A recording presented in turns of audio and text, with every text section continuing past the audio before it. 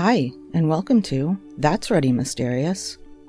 Join me for an intriguing look into real-life mysteries. Who was the mad gasser of Mattoon? What was whaling at the Wilga waterhole?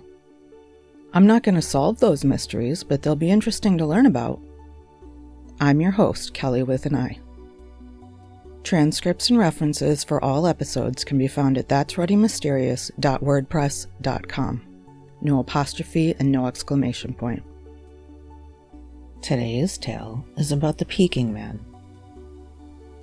The loss of the Peking Man bones has been referred to as the worst disaster in the history of archaeology. The Peking Man bones are a set of 200 Homo erectus fossils. Peking is an outdated name for Beijing, China. The Peking people had wide noses and weak chins. They stood about 1.5 meters or 5 feet tall and had longer arms than humans do today.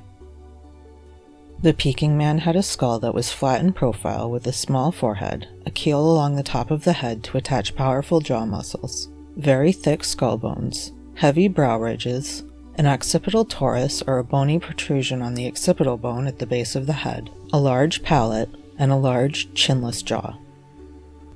The teeth are mostly modern, but the canines and molars are larger than modern man. The enamel on the molars is wrinkled. The Peking Man is an extinct homonym of the species Homo erectus.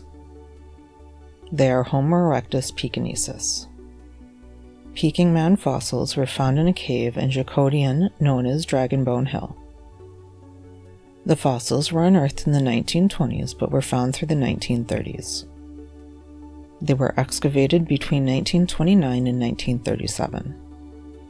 The first complete skull cap was unearthed in 1929 by Wang Zhongpei. Later excavations have found several skull caps and mandibles, facial and limb bones, and the teeth of about 40 different individuals. At the time, they were the oldest hominid fossils found, and they proved that the Javanese find from the 1890s didn't belong to deformed apes. At the time of the Peking Man find, only 3 extinct hominids had been found: Neanderthals in Europe, Pithecanthropus erectus, now Homo erectus, in Indonesia, and the disputed Australopithecus africanus in South Africa. Davidson Black, a Canadian paleoanthropologist, believed that the Peking Man find should be added to the list as Sinanthropus pekinensis.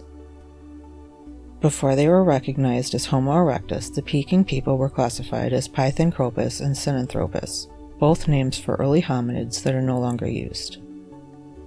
The Peking people postdate the Java man and are thought to be more advanced with larger cranial capacity, foreheads, and non-overlapping canines. Their cranial capacities average about 1,000 cubic centimeters or about 61 cubic inches, but some are closer to 1,300 cubic centimeters or about 79 cubic inches. That's close to the size of modern man.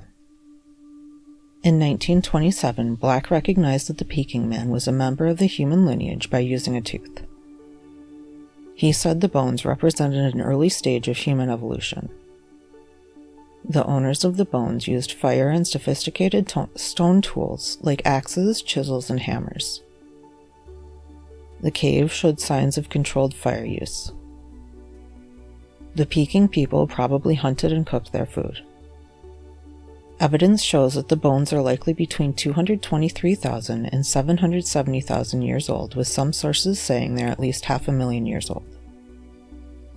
Originally, the bones were under study at the Peking Union Medical College in 1941. In September 1941, with the Japanese invasion happening soon, Hu Chengji tried to smuggle them out of the country into the United States. They were to be sent to a U.S. Marine base and then shipped off. The bones arrived at Camp Holcomb in early December. They were then supposed to be shipped off on the SS President Harrison on December 8th. The day after the attack on Pearl Harbor. On that day, the SS President Harrison was swarmed and sank. The Japanese invaded and raided the safe where the bones had been kept, but they found nothing. The bones had disappeared. Now all that was left to study was plaster casts that had been made from the bones and drawings that had been made of them. This is unfortunate because the original bones would have had more detail. CT scans of the bones would have allowed us to see inside the skulls. The shape of the middle ear could tell us about their hearing. They could have put to rest long-standing debates, such as was Jakodian full of cannibalism? Were they capable of discriminating between sounds of spoken language? If so, it still wouldn't necessarily mean they had a spoken language, but would show us that they had the right adaptations for it and could help us figure out when spoken language began. John Hawks from the University of Wisconsin-Madison said, in later years, the consensus shifted toward the idea that hyenas formed the site with the humans as the victims. The original fossils would allow a forensic investigation. What happened to the bones after they left Camp Holcomb? There are several theories. Some believe the bones are buried on the grounds of Beijing's American embassy. Others believe the bones are hidden somewhere in Japan, the United States, or Taiwan. If the bones are in Japan, it's possible that Japanese soldiers may have intercepted them and brought them home. If they're in the United States, the mission was successfully carried out, but the United States for some reason will not admit they have them. Some people believe that the bones made it onto a ship and are now sitting on the ocean floor in the shipwreck of the Japanese steamer Awa Maru. An American woman claims to have a box of skulls that her husband brought home after the war. She says he met with a U.S. broker on top of the Empire State Building who demanded $500,000. He showed him a photograph of the bones and then disappeared. Some believe the bones are still buried in China. Noel Boaz, co-author of a book about the bones called Dragon Bone Hill, thinks the crates were taken out onto a train but were thrown out when the train was captured by Japanese soldiers. Boaz explained that they were probably collected by local people and sold to apothecary shops and then ground up for traditional medicines as dragon bones. After the war, in 1949, excavations resumed. They found additional fossils and tools that allowed them to date the Peking Man's inhabitants in the site to between 400,000 and 780,000 years ago. In 1958, new excavations found new specimens, as well as core tools and primitive flake tools. In July of 2005, the government of Beijing's Fangshan district announced there would be a renewed attempt to find more bones. The attempt was led by Yan Li of the Peking Man Museum. They set up a hotline and received 63 tips, following up on 4 of them. Boaz explained that he didn't think any of the leads uncovered by the group led to any further discoveries. In April of 2010, Paul Bowen, son of former Marine Richard Bowen, emailed paleoanthropologist Lee Berger at the University of Witwatersrand in South Africa. Bowen's email said that his father had dug up a box of bones while stationed at the port city of Xinhuangdao in 1947. This was during China's Nationalist Communist Civil War. Bowen's email explained that as the war got closer, the Marines were instructed to dig foxholes at night and sleep during the day. During this process, one night they dug up a box that was full of bones. The bones gave them a scare, and they refilled the hole and dug another hole.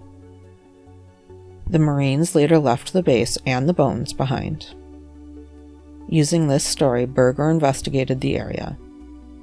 He worked with Wu Lu and Shuchu Wu, both from China's Institute for Vertebrate Paleontology and Paleoanthropology in Beijing. Berger visited Xinhuangdao in November of 2010. The area where the Marine base, a collection of huts and tents with one brick building, once stood was now an industrial hub, and the bones would be under a large parking lot. The area was not excavated, but if the Peking Man's bones are under that parking lot, they may one day be found. The area is set for redevelopment. Local officials at the Cultural Heritage Office have agreed to monitor the excavations for the bones. What happened to the Peking Man bones? Where are they now? What do you think?